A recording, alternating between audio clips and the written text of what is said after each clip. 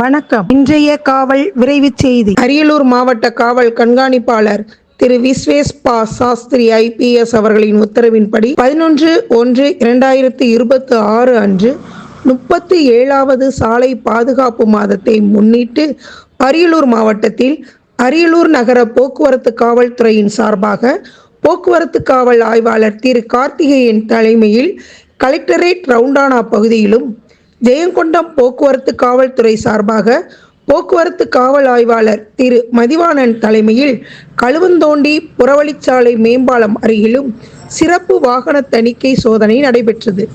இதில் 500க்கும் மேற்பட்ட 2 சக்கர 4 சக்கர வாகனம் மற்றும் கனரக வாகனங்களில் தடை செய்யப்பட்ட பொருட்களான ஏர் ஹாரன், கூடுதல் LED லைட்டுகள், பம்பர், சன்ஃபிலிம், நம்பர் பிளேட்டுகள், கூடுதல் ஒலி எழுப்பக்கூடிய சைலன்சர்கள் முதலியவற்றை பறிமுதல் செய்தனர்.